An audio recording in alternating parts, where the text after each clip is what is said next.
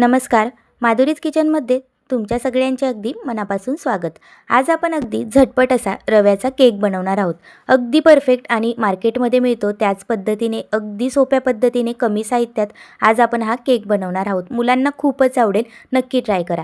चला तर मग आता वेळ वाया न घालवता रेसिपीला सुरुवात करूया. त्यासाठी एका बाउलमध्ये 1 कप आपण पिठी साखर घेतली. वाटीचा अंदाज घेणार असाल तर त्याचप्रमाणे माप घ्या. त्यानंतर त्याच कपाने अर्धा कप आपण तेल घेतलं आणि अर्धा कप आपण दही घेतली. दही ही फ्रेश घ्या. थोड्या दिवसाची दही असली तर ती आंबट होते. दही बिलकुल आंबट नको, फ्रेशच दही वापरा. त्यानंतर हे सगळं आपल्याला छान एकजीव करून फेटून घ्यायचं आहे. मस्त फेटून घेतल्यानंतर पिठी साखर लगेचच वितळून जाते. त्यानंतर आपण ज्या कपने सगळं साहित्य मोजलं त्याच कपने आपण सेम कप असा 2 कप रवा घेणार आहे. रवा अगदी 0 साईजचा घ्यायचा. जर जाड रवा असेल तर मिक्सरमधून एकदा फिरवून घ्या. त्यानंतर सगळ्या साहित्यामध्ये एकजीव करायचा. नंतर त्यामध्ये आपण त्याच कपाने 1 कप दूध ओतून घेणार आहोत. अगदी छान मस्त एकाच डायरेक्शनने फेटून घ्यायचं. सगळं साहित्य एकजीव झालं पाहिजे. बरोबर 1 कप आपण आधी दूध ओतलेलं आहे. अजून गरज पडली तर नंतर आपण दूध त्यामध्ये ॲड करू शकतो. त्यानंतर बॅटर फेटून झाल्यानंतर यामध्ये आपण 2 चमचे बेकिंग पावडर वापरणार आहोत. त्यानंतर अर्धा चमचा आपण खायचा सोडा वापरणार आहोत. हे दोघं टाकल्यानंतर छान असं एकजीव करून आपल्याला फेटून घ्यायचं आहे. एकाच छान डायरेक्शनने फेटून घ्यायचं म्हणजे छान फुलून येतं. त्यानंतर 10 मिनिट आपण झाकून ठेवणार आहोत.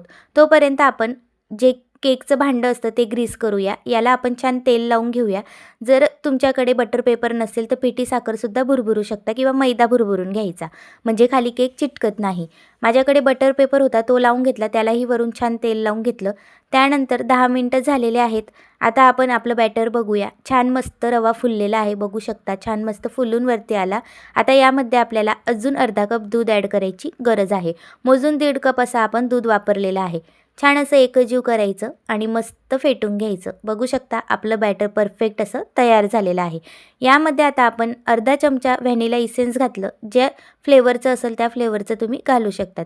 तेही छान एकजीव करून फेटून घ्यायचं. त्यानंतर यामध्ये आपल्याला ड्रायफ्रूट्स ॲड करायचे आहे. नसतील तर काही हरकत नाही. अगदी सोपा आणि झटपट होणारा केक आहे. यामध्ये तुम्ही टुटी फ्रुटीसुद्धा ॲड करू शकतात.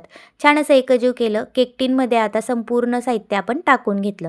बघू शकता आपलं बॅटर छान टाकून झालेलं आहे. आता आपण अर्धा तास आधीच गॅसवर कढई ठेवली होती, जी झाकून ठेवलेली होती, छान अशी तापलेली आहे. यामध्ये आपण खाली मीठसुद्धा घातलेलं.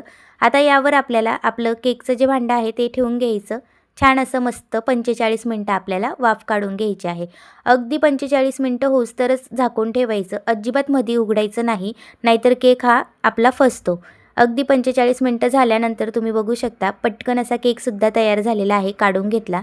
त्यानंतर आपण केकला जो बटर पेपर लावला होता तो सुद्धा काढून घेतला. थोडासा चिटकला होता, पण काही हरकत नाही. केक अगदी परफेक्ट आहे. खायलासुद्धा अगदी टेस्टी झाला होता.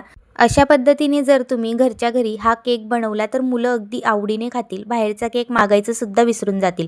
एकदा तुम्ही ह्या पद्धतीने नक्कीच केक ट्राय करा. अगदी परफेक्ट होतो. सगळ्यांना खूप आवडेल. एकदा नक्की ट्राय करा.